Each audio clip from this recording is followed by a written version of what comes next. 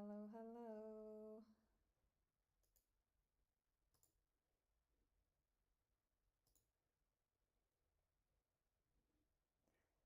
Crossing fingers. Can you hear me? Hi, Wendy. Yes. Okay. I've had some problems with my audio. So, good to know. All right. We've got double Wendy's here. Great. And Rose, welcome. Good evening. I am going to pull up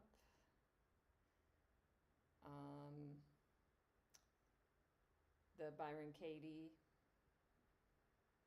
material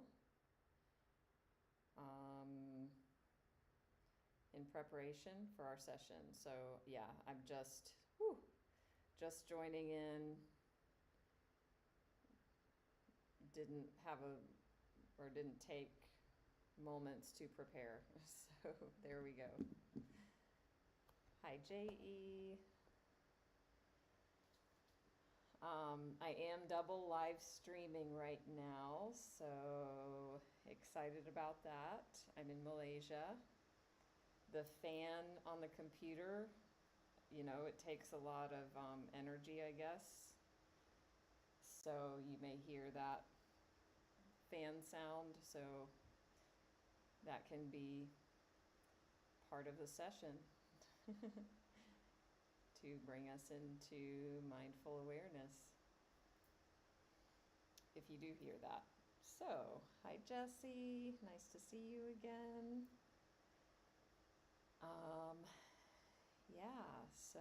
I checked my upload speed, it was 250. I'm like, oh my gosh. I wish I had that in my home in Bali, and it is what it is. So, while I'm here in Malaysia, I will be doing the double live streaming here in Insight Timer and in my YouTube channel. So follow me over there. And then it is live, and also if you need to go early or if you miss it or whatever, it is available afterwards as a video, but it's in a different section than how I normally do it, because I normally screen record and edit and upload. So it will be in the live section, these ones that are double living right now. So, hi Amy. Yes. So super excited to be here with you. If you follow me on social, Facebook, Instagram, please do. I just posted this morning. I'm staying in this apartment on the ocean. And I looked out my window this morning and there was this huge rainbow.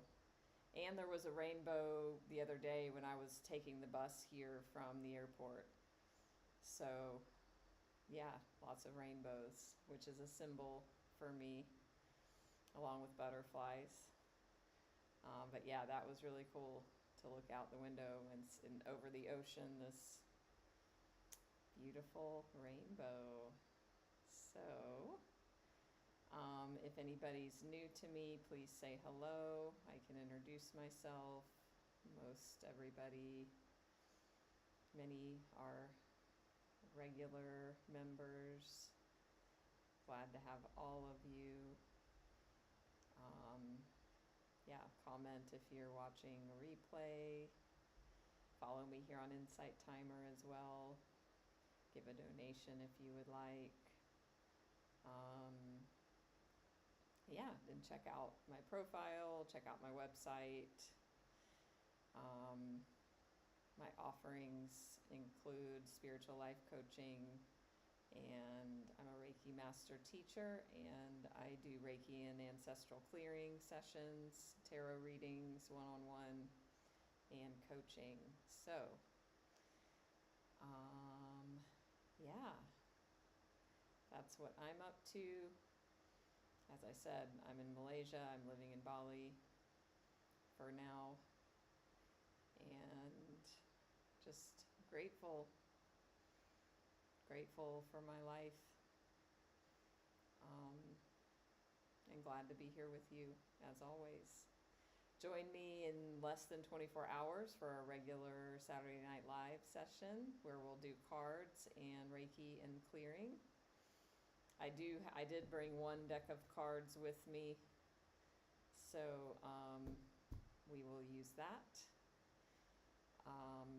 So today we will be finishing up our mini-series on Byron Katie, and then see where we go from here, if anywhere, with this topic. Hi, Tony. So I like to get from anybody, if you're brave enough to say that you don't know something,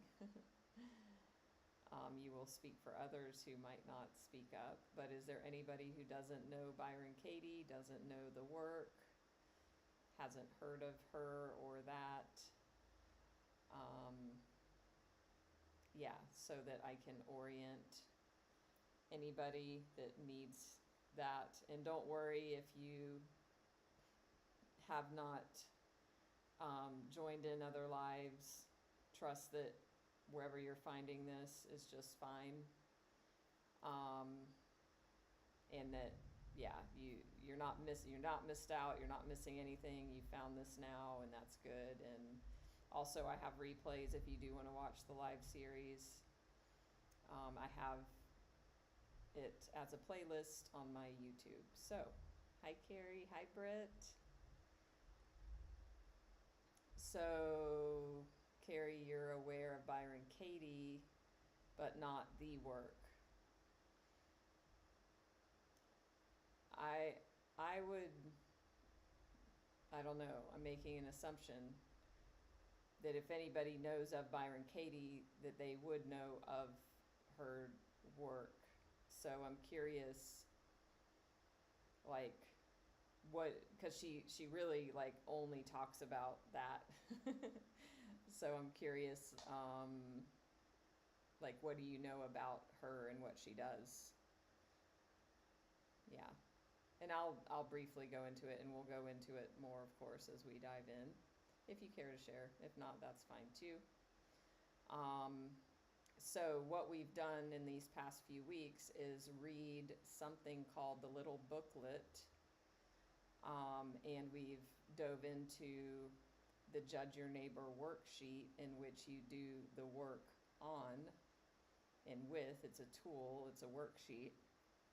So we have done that, and what's remaining in the booklet is the Q&A section, which we did start because it's got a lot of compelling stuff in there, and so we'll finish that up and just see what's here and go from there.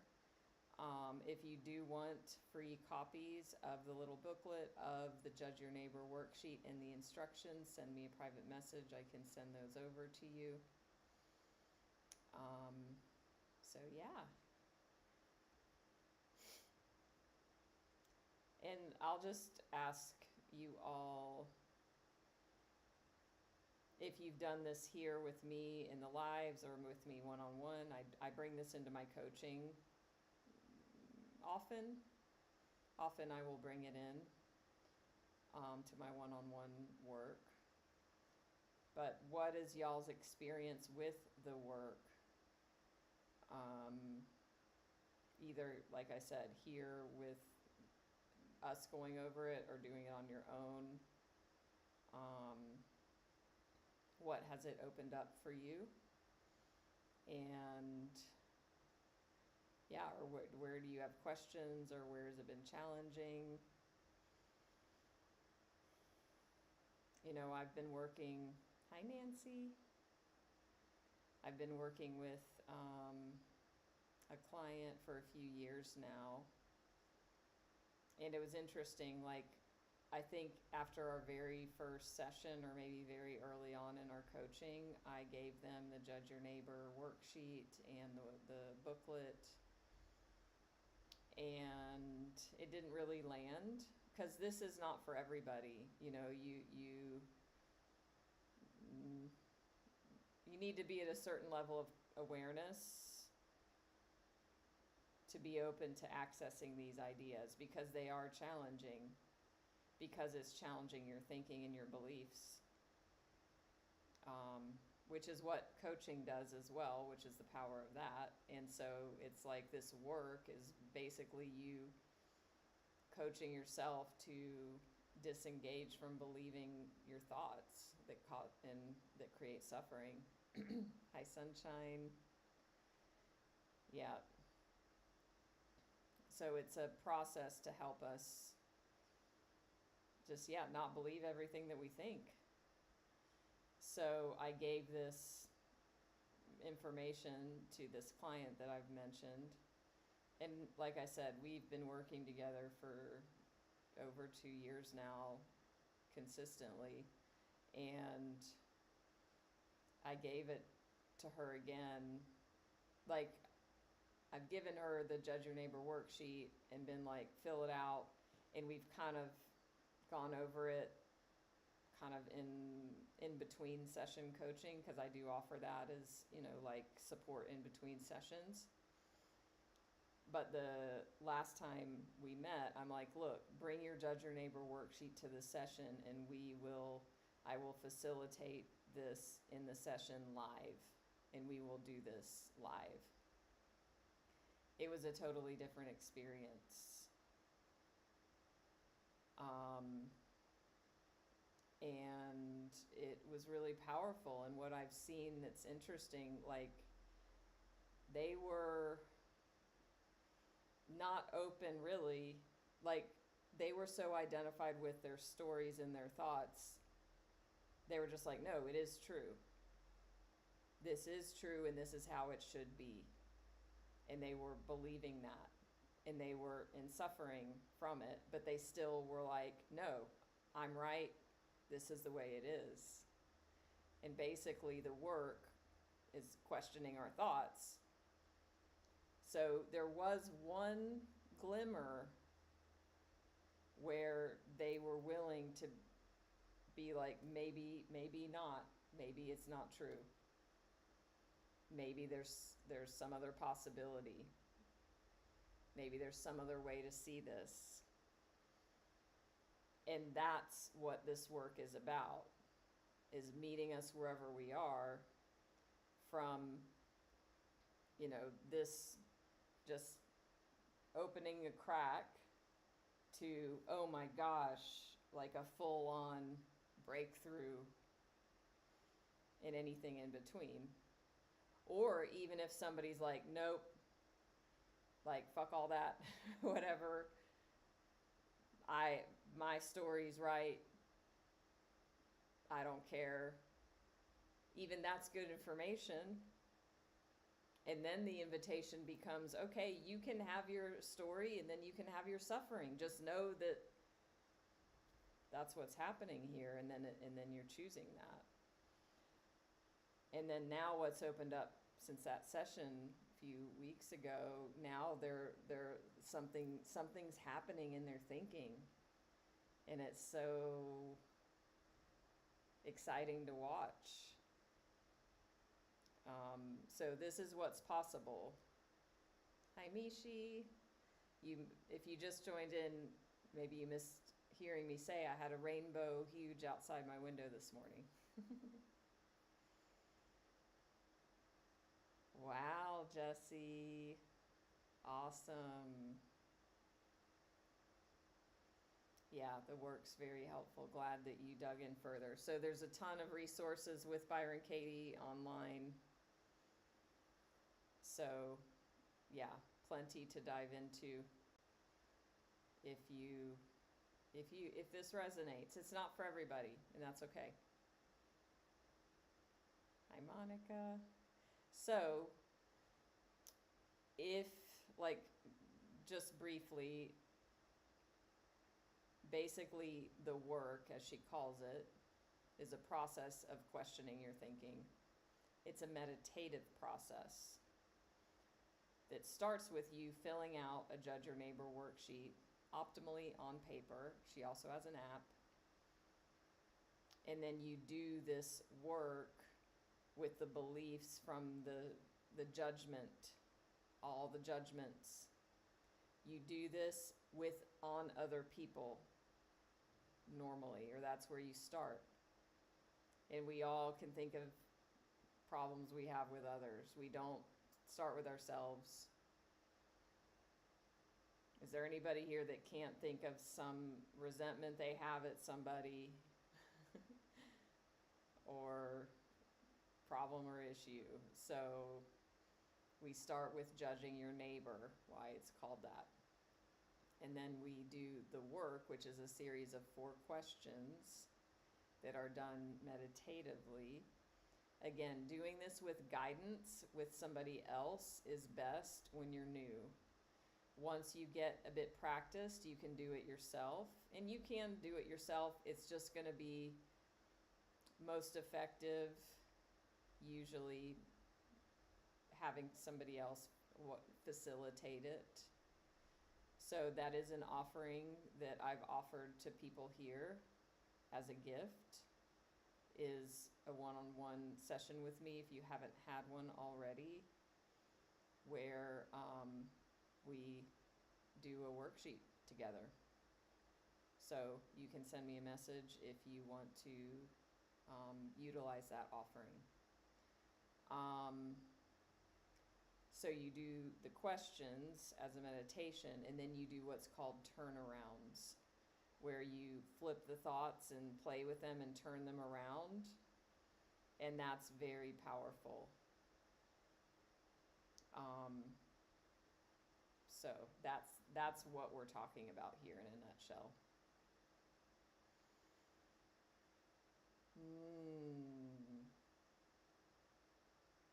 Awesome, Rose. So when you did find the work a few years ago, I think, we find all sorts of things when we're ready, or maybe when we're about to be ready. So it sounds like you found the work when you were meant to, and also it was hard for you to accept things. And then Michael Singer, y'all know I don't ever shut up about him. That combination of his teachings has affected your thinking enough to where now when you do the work, there's more space there and things have shifted. Yeah, and that's helpful. Totally. It's all about waking up from the illusion of our thinking and the belief in the stories. That's what it's all about.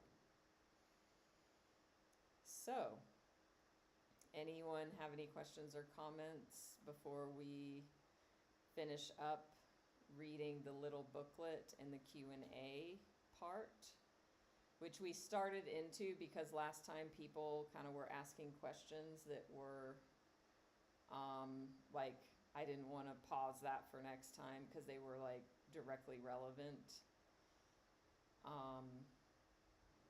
But yeah, we'll dive in there. Unless somebody has something else.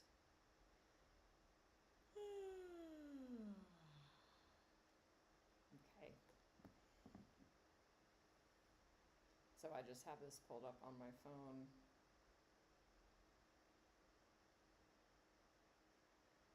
So again, we're like to the end of this booklet, and it's a question and answer. And we did go over these, but we're going to do this again because everybody wasn't here, and this is where we're going to start. Question: I have a hard time writing about others. Can I write about myself? Answer: if you want to know yourself, I suggest you write about someone else. Point the work outward in the beginning, and you may come to see that everything outside you is a direct reflection of your thinking. It's all about you. Most of us have been pointing criticism and judgments at ourselves for years, and it hasn't solved anything yet. judging someone else, questioning these judgments and turning them around is the fast path to understanding and self-realization. I just had a call before this with somebody. I gave that exact pointer to them because there was this pattern and habit of pointing outside, looking outside, and then self-judgment, but then getting consumed in what other people were doing and how it was affecting them, and that, you know, they were a victim to it. And so I invited them to be like, every time you notice that you're out here, you come back to self over and over again. So that's basically what that's saying. Question, and this is like Q&A to Byron Katie herself. I've heard you say that you're a lover of reality. What about war, rape, poverty, violence, and child abuse? Are you condoning them? Answer, how could I condone them? I'm not crazy. I simply notice that if I believe they shouldn't exist when they do exist, I suffer. Can I just end the war in me? Can I stop raping myself and others with my abusive thoughts? If not, I'm continuing in myself the very thing I want to end in the world. Sanity doesn't suffer ever. Can you eliminate war everywhere on earth? Through inquiry, you can begin to eliminate it for one human being, you. This is the beginning of the end of war in the world. If life upsets you, good. Judge the war makers on paper, inquire, and turn it around. Do you really want to know the truth? All suffering begins and ends with you.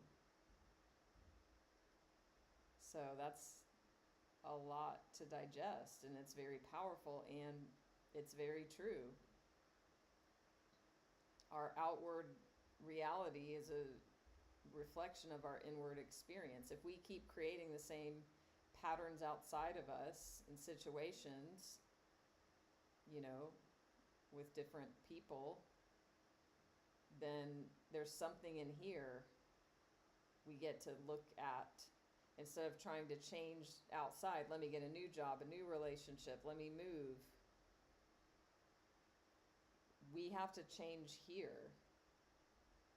When this changes, that changes, not the other way around. It's like, if we do move, if we do get a new job, it'll work for a while until the honeymoon period's over. And then you'll wake up to reality and realize I'm here back with myself again where I was before, if you haven't done the inner work. You know, I give this example all the time because it's so powerful of me. I had the same job for almost 13 years. That Natalie had that job. And there wasn't anything wrong with that version of myself. And also there was evolution to occur. And when that happened, magically, interestingly, my job fell away. I mean, I really say it fell away. So when I transformed myself and my energy enough, I vibrated out of that job.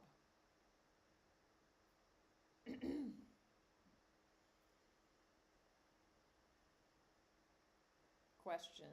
So what you're saying is that I should just accept reality as it is and not argue with it. Is that right? Answer. It's not up to me to say what anyone should or shouldn't do. I simply ask, what is the effect of arguing with reality? How does it feel? The work explores the cause and effect of attaching to painful thoughts, and in that investigation, we find our freedom. To simply say that we shouldn't argue with reality just adds another story, another spiritual concept. It hasn't ever worked. So she's not saying like something should or shouldn't happen. She's saying, what's the effect of my arguing with reality, saying something should or shouldn't happen? How does it feel in here? It creates suffering. So we do the work on that. We disidentify from the stories and beliefs, and then we, release more freedom inside. Like Michael Singer talks about the samskaras. We have a release of energy. We let that go. Question, I don't believe in God. Can I still benefit from the work? Yes. Atheist, agnostic, Christian, Jew, Muslim, Buddhist, Hindu, pagan, we all have one thing in common. We want happiness and peace. If you're tired of suffering, I invite you to the work. Question, loving what is sounds like never wanting anything. Isn't it more interesting to want things? Answer, my experience is that I do want something all the time. What I want is what is. It's not only interesting, it's ecstatic. When I want what I have, thought and action aren't separate. They move as one without conflict. If you find anything lacking ever, write down your thoughts and inquire. I find that life never falls short and doesn't require a future. Everything I need is always supplied, and I don't have to do anything for it. There is nothing more exciting than loving what is.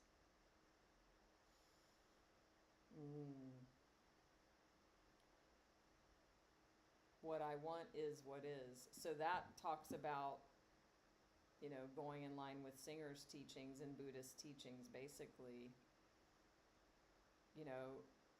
Is that desire creates suffering, and when we let go of preference, that the present moment needs to be different than it is, we don't suffer. All suffering is created from either wanting the moment to be one way or not wanting it to be one way. So when she says, I'm a lover of reality, what I want is what is, then I'm in ecstasy because there's presence and there's no resistance.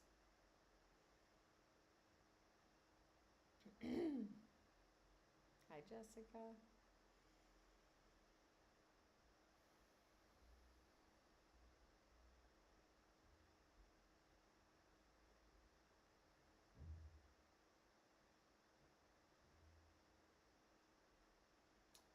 J.E., this is great. And Michael Singer, I think he is involved with environmental causes, and I think he does talk about this, that it's not that you don't take the action to help or to serve. It's about your come from. It's about your energy and your beliefs and your attitude about it. It's what my understanding is, that if it's not about doing something against, but doing something for or towards.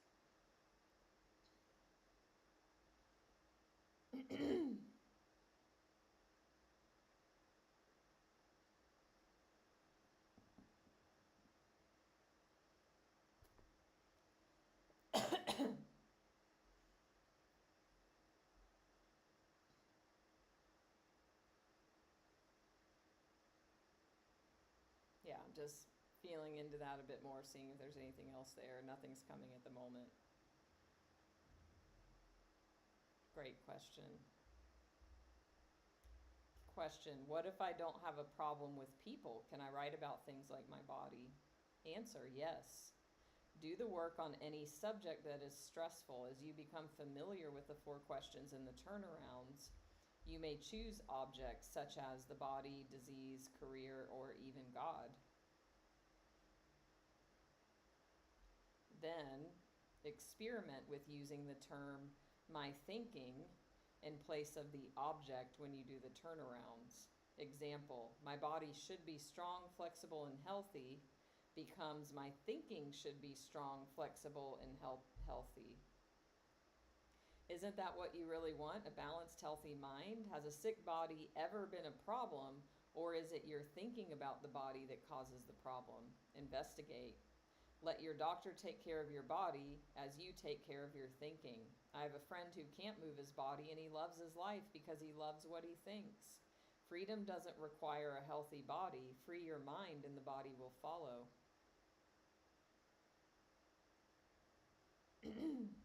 Hi, Samuel. Yeah, totally. Abraham Hicks talks about, there's a war against cancer, a war against this and that perpetuates it because it's against something. Even Conversations with God, we're in a book study with that. Join me on those live streams and the replays. Last week, we talked about this exact thing. Yeah, Conversations with God did. Question, how can I learn to forgive someone who hurt me very badly? Answer, judge your enemy, write it down, ask for questions, turn it around. See for yourself that forgiveness means discovering that what you thought happened didn't. Until you can see that there's nothing to forgive, you haven't really forgiven. We're all innocent. We hurt others because we believe our unquestioned thoughts. No one would ever harm another human being unless they were confused. So whenever you suffer, identify the thoughts you're thinking, write them down, question them, and allow the answers from within to set you free. Be a child. Start from the mind that knows nothing. Take your ignorance all the way to freedom.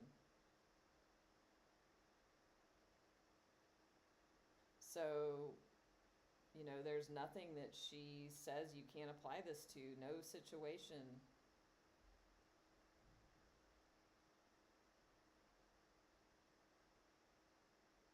So, like I was saying earlier, this work, it's not, everybody's not there. And it doesn't mean somebody's better than another, it's just wherever we are on the path.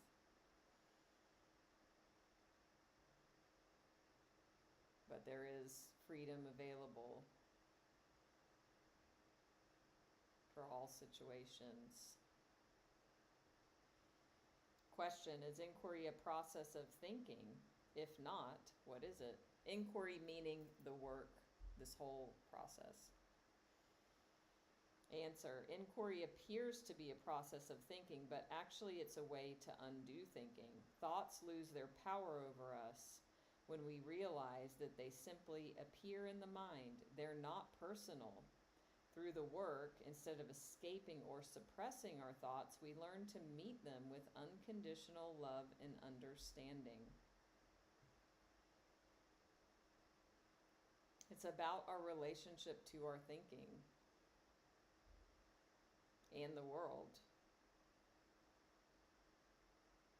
Thoughts just appear. They're not personal. No one has ever thought an original thought. So through the work, instead of escaping or suppressing our thoughts, we learn to meet them with unconditional love and understanding. The thoughts.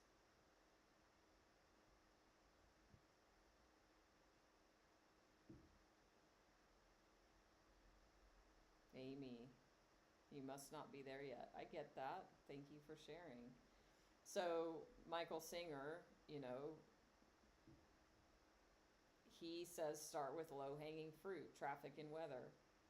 So if you want to do the work, if you see what's possible, if you feel there's something here for you, don't start with the worst thing that ever happened to you. Start with your coworker that's annoying you because they talk too loud next to you. Or start with something less charged. that still has a charge that you still have a judgment about.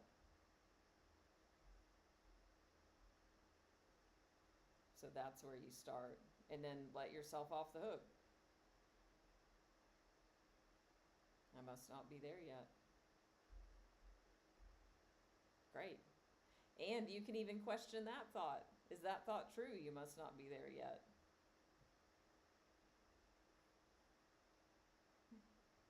Can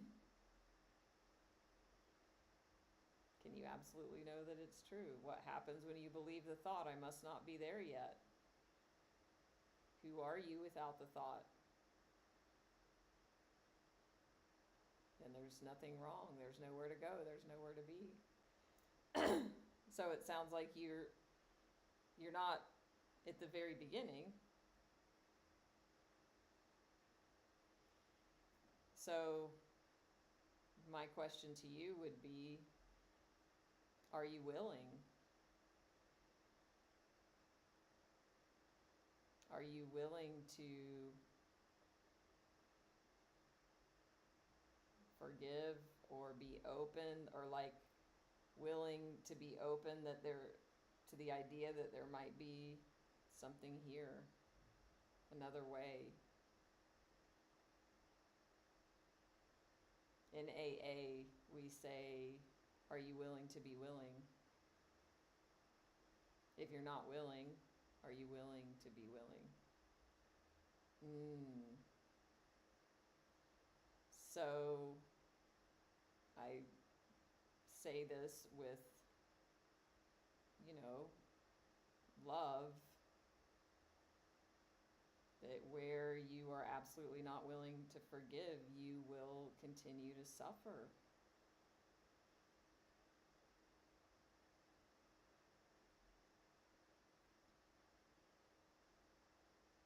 And I would ask, how many willings away are you? Are you willing to be willing to be willing to be willing?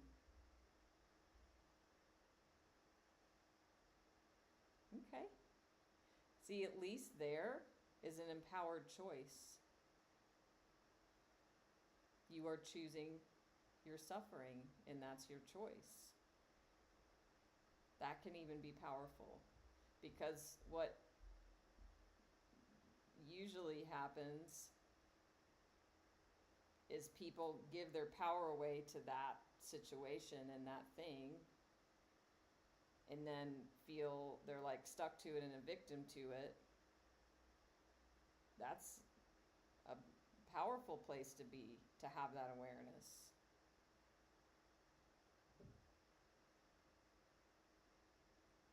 So I appreciate you sharing that. That's helpful for many people, because you're not the only one. I mean,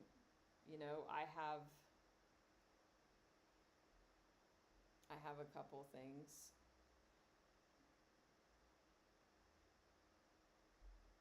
I mean, what comes to mind for me is just like forgiving my mother. I have a sense it's not the same situation or dynamic as what you're speaking of, but it's like, for me with that, I want to forgive, and yet it just sometimes it feels like there's just this energy, or just my mind continually like reverts back to the wounded child self that,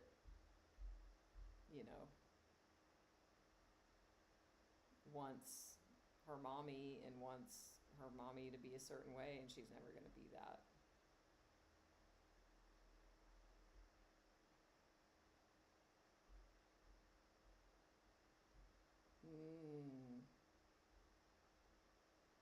Awesome, Jessie. Hello, Alok.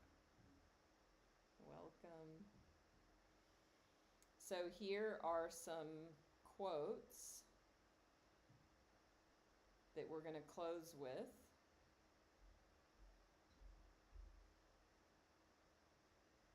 So take this in and just let it sink in. See what's here. If you have resistance, just notice. Isn't that interesting?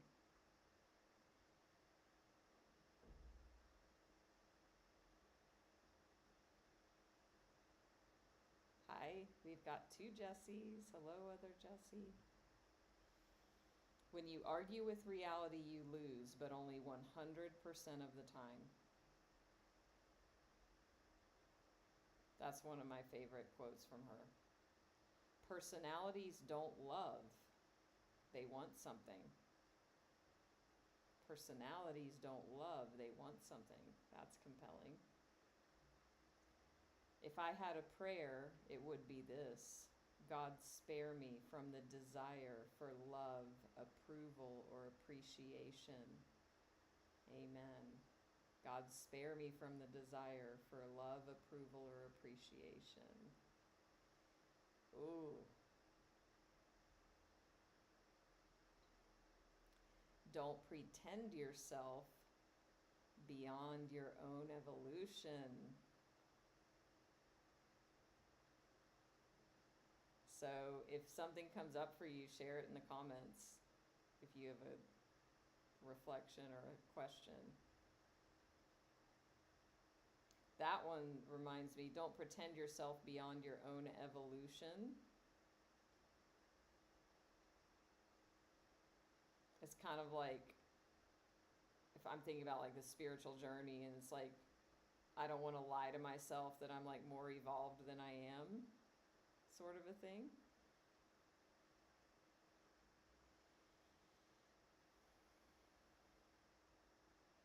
An unquestioned mind is the only suffering. You either believe what you think or you question it. There's no other choice. No one can hurt me. That's my job. I like that one too. I've heard that. No one can hurt me. That's my job.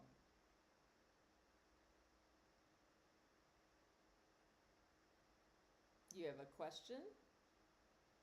Sure, ask anything you would like.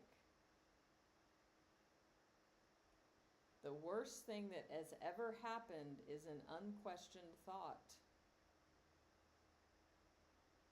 Sanity doesn't suffer ever. If I think you're my problem, I'm insane. I don't let go of my concepts, I question them, then they let go of me. I don't let go of my concepts, I question them, then they let go of me. So even in the case of like non-forgiveness, it's about just being in questioning, being in a don't know mind and seeing what shows up.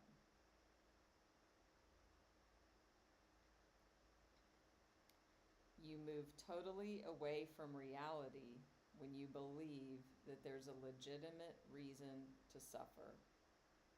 You move totally away from reality when you believe that there's a legitimate reason to suffer. Reality is always kinder than the story we are believing about it. That one hits for me because my mind will create the worst case scenario on a situation a lot.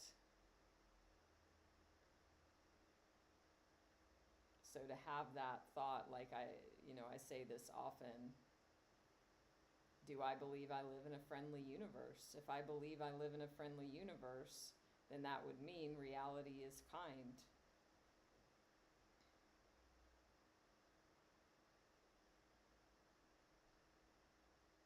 Oh, interesting question, Alok. I'm curious, why are you asking that? What's behind your question about Christianity supporting it? And there is no black and white answer because it depends on somebody's interpretation. You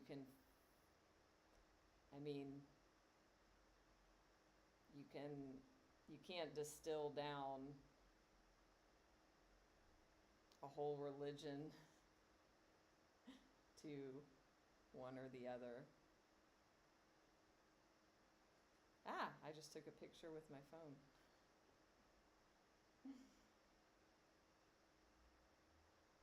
if you took a poll of every Christian, you would get different answers, and they would oppose each other. So I'm more interested in what makes you ask that, and appreciate that you would. Next one. I'm very clear that the whole world loves me. I just don't expect them to realize it yet. There are no physical problems, only mental ones. There are no physical problems, only mental ones.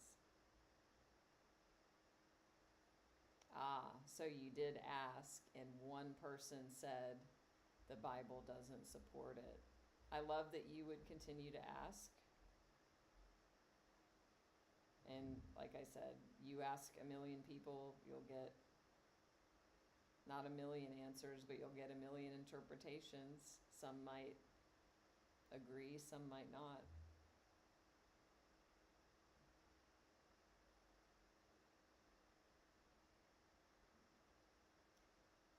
Yeah, I'm more curious about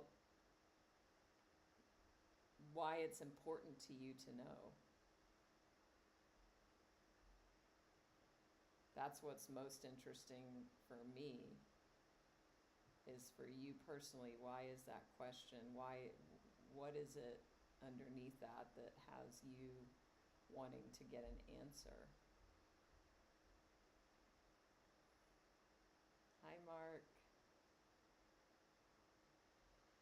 Reality is God because it rules. When I am perfectly clear, what is what I want. Arguing with reality is like trying to teach a cat to bark. Hopeless. How do I know that I don't need what I want? I don't have it. Forgiveness is realizing that what you thought happened didn't. Forgiveness is realizing that what you thought happened didn't, which really means that you would have a shift in perception, which A Course in Miracles defines as a miracle. Basically, the work is just creating miracles. Basically, the work is creating a shift in your perception. That's it, which is a miracle. Everything happens for me, not to me. So again, if I feel I live in a friendly universe, everything's happening for me, even this thing I don't like and I don't want. How can I open up to and release judgment that it shouldn't be this way, release resistance, desire that it needs to be some other way? Everything happens for me and not to me. Gratitude is what we are without a story. So I'm just reading these. I'm not saying I'm like able to apply all of these in every moment of my life, because I sure as hell am not there yet. And also, I see space to move into them. And some of them, yes, and some of them like, wow, that would be great if I see how that would be possible.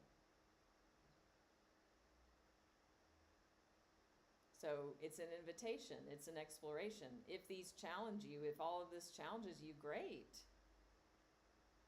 Then the invitation becomes, ooh, I see, like, I'm closed to that, or like, fuck that one, or whatever. Okay, isn't that interesting? Then you get to disidentify from just believing that thought. Oh, interesting a lot. Explore common points. Well, I can imagine with sexual orientation, gender, rights, everything, that whole subject that entails. I'd be curious if you were able to find common points. Lindsay, these are good. Yeah. Well, Amy, I really appreciate your honesty, and, I really acknowledge when anyone shares honestly in here, because basically what's happening is you are a voice for those who are thinking it and not saying it. So you're not just alone in that. I can guarantee you there's others here, or at least one other, who's like, nope, I am not, absolutely not willing to forgive. And that's it. So it's very courageous that you would share that. Hi, Monica. Yeah. And for me, like in concept, yes, I can see where these quotes lead to freedom and are ultimately like absolute truths. I do believe that. And yet, okay, whatever something in my life, if something were to happen that would be very challenging, yeah, it would be challenging to live into that, and that would be, what it is. So, this is the end of our deep dive into Byron Katie. As I said, if anybody wants to do the work, the worksheet, and you haven't experienced a gifted session with me before, send me a message and we can set that up. We can do a worksheet live, one-on-one. That's my gift. And also I can send you the free PDF of the booklet that I was reading from, the worksheet, the instructions. Don't forget to follow me here on Insight Timer, YouTube, Facebook, Instagram. I'm streaming right now. The replay will be up, or when I finish, it will be in the recorded live area there. And I do offer one-on-one coaching, which you can get an experience of. I mean, you're experiencing me here. I also offer other sessions in the energy healing, intuitive realms. So check those out and reach out if you'd like. You're welcome, Wendy. A Luna moth, Jessie.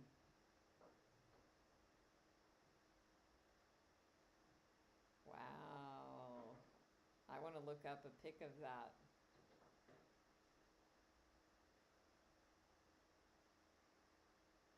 Yeah, I'm wondering, because I'm thinking about their lifespans and moths and butterflies. I went to a butterfly park in Bali a few years ago. I have this cool pic with like 8 moths, these huge ones on me.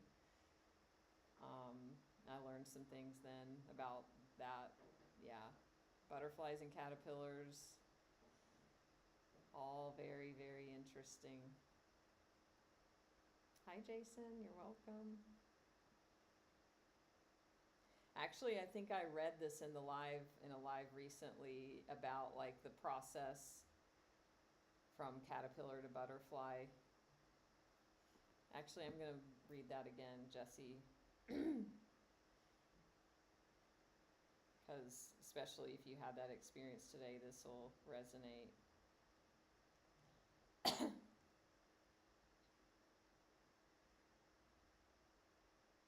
So the question is, and this is like a funny kind of a meme thing, but it's also very deep.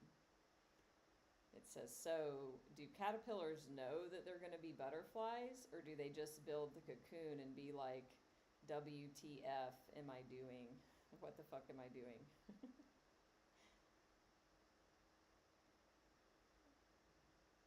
So then the answer says, okay, but no. Do you understand what happens to a caterpillar once it's in the cocoon? It completely turns into goo. That's right, goo. The damn thing dissolves and then reforms into the butterfly. Even crazier, the wings of the butterfly are already inside the caterpillar, ready to go, just waiting to float around in some goo and then be a beautiful butterfly. The craziest part, a study was done when some caterpillars were exposed to a certain smell and then given an electric shock. So eventually the caterpillar associated the smell with the shock. Well, after those caterpillars came out of their cocoons as butterflies, they exposed them to the smell again, and the butterflies reacted negatively as if they were being shocked.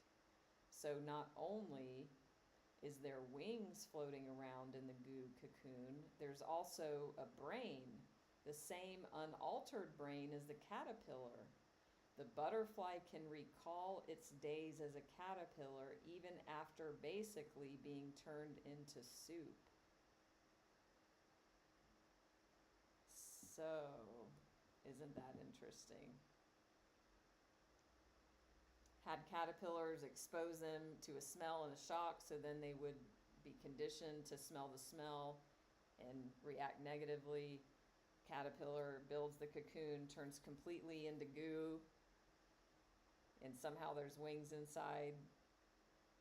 Once the caterpillar became the butterfly, then they exposed them to the smell and they reacted negatively. So that shows there was some sentience. They didn't die, that they were completely dissolved into whatever, and then, but there was some sense of self remaining. Very powerful.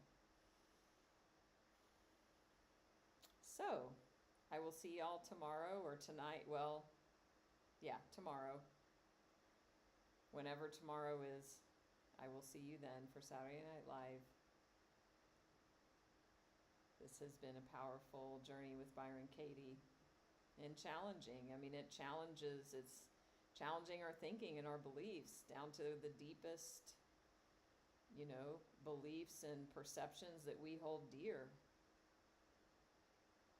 So wherever you find you're stuck up against something, know that there is a breakthrough there possible on the other side of the resistance, and that the work can bring you to having a miracle, a shift in your perception. You're welcome, you're welcome, you're welcome. I will see you all very soon. Much love. So grateful for all of you. And we'll come together again tomorrow for Saturday Night Live, Reiki, Ancestral Clearing, and Oracle card reading, which is always very fun and powerful. Thank you, Alok. Namaste. From Malaysia. See you tomorrow. Bye-bye.